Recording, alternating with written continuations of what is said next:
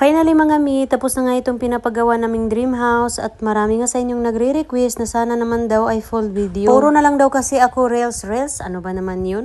Syempre mga mi, mas mabilis nga kasing i-upload ang reels. Hindi mo na kailangan ng maraming edit or anik. Hindi lang naman kasi ito ang ginagawa ko mga mi. Kung hindi nyo nalalaman ay nagtatrabaho kasi ako. Kaya reels lang talaga ang na-upload ko araw-araw dahil yun naman talaga ang mas mabilis gawin. Kaya pagpasensyahan nyo na ako mga mi, gusto ko lang naman ma-inspired yung mga taong nawawala na rin ng pag-asa. Kung naaalala nyo nga mga me, kung dati ka ng followers, 2 years ago, hindi nga ganito yung aming gate. 2 years ago nga kasi, madalian na lang talaga yung gusto na kasi naming masarado yung bahay dahil nga pauwi na rin kami noon. Kaya ang sabi ko na lang sa pinsan ko, hindi baling hindi sliding gate, basta masarado lang. So nitong March nga, 2026, pinabago ko na nga yung gate namin, pinasliding na namin. Dahil pauwi na nga kami uli, naghanap na agad kami ng magtatrabaho ng madalian, kahit na nga sa gabi ginawa pa rin nila para matapos lang talaga. Napagastos nga rin kami siguro mga around 10,000 siguro mahigit, pero ayos lang naman dahil sobrang sulit nga. At kung natatandaan nyo nga rin mga mi, dito nga sa banda na to ay puro pa nga din ito bato-bato or tawagin nating anapog. Yung anapog nga mga mi ay gamit nila yan sa pampatambak sa mga maliliit na daan or kahit malalaking madaan,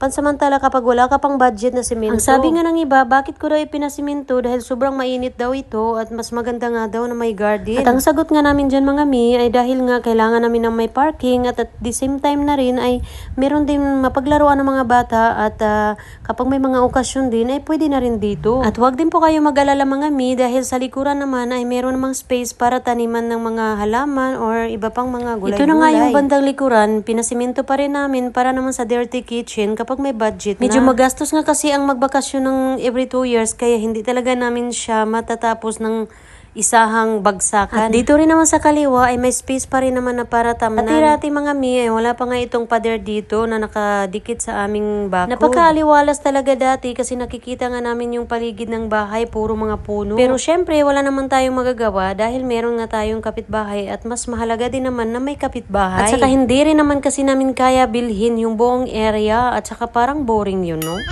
White lang talaga ang gusto naming kulay ng bahay dahil malinis nga siyang tingnan. Perfect combo nga sila ng wooden grain na spandrel. Hindi pa nga pala namin ito napinturahan ng aming bakod mga mi dahil nga kinapos na rin sa budget. Ang mahal-mahal naman kasi ng pamasahe sa eroplano, Diyos ko po. Tapos idagdag mo pa yung panggastos mo sa buong buwan sa Pinas. Pero syempre ayos lang naman dahil sulit na sulit naman yung aming bakasyon. Ganito nga pala yung hitsura ng aming bahay sa kabilang gilid naman. Hindi pa nga kami nakapagtanim ng halaman dito pero wag kayong mag-alala, dadating din tayo dyan. Shoutout nga pala sa kapatid ko na si Cherish.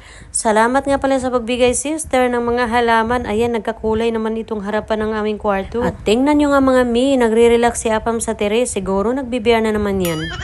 Kapag nasa Pinas kasi talaga kami, beer is life talaga kami mga mi. Gusto lang talaga namin i-enjoy ang bakasyon dahil sobrang hirap naman talaga. Trabaho lang ng trabaho doon sa abroad. Ganito nga pala ang hitsura dito sa aming sala. Magulo pa nga mi at hindi pa nga kami nakabili ng sofa. Saka na lang siguro kami bumili ng sofa kapag nakapaldo na. Charo. Ito na nga pala yung moment mga mi na babalik na kami sa France. At ito nga nakapamili na nga ako ng mga dadalhin nating mga goods. May mga dala nga din kami mga chips dahil paborito nga yan ng mga bata. At syempre ako na rin. Mga mi, ganyan talaga ako pag bumabalik ng France, marami akong dala-dala dahil hindi lang para sa akin ay nagbibigay din ako ng pasalubong sa mga friendships. Dalawa lang ang kwarto ng aming bahay mga mi. Ito nga yung kwarto ng mga bata, maluwag din. Bahay bakasyon na lang naman namin ito sa ngayon kaya ayos lang na dalawa lang ang aming kwarto. At dito naman tayo sa aming master's bedroom mga mi. Ayan, tingnan nyo, simple lang. Gusto ko nga sanang magpagawa yung mga bed na uso ngayon, yung mga modern. Ang kaso, nasa isla nga kami kaya nahirapan ako maghanap ng supplier na legit yung quality ang gawa. Huwag nyo na rin pansinin ang aming kurtina dahil pansamantala lang yan. Ang mahalaga ay merong pang cover. Ito nga pala yung aming bathroom mga mi. Simple lang din. O siya, hanggang dito na lang muna. Salamat!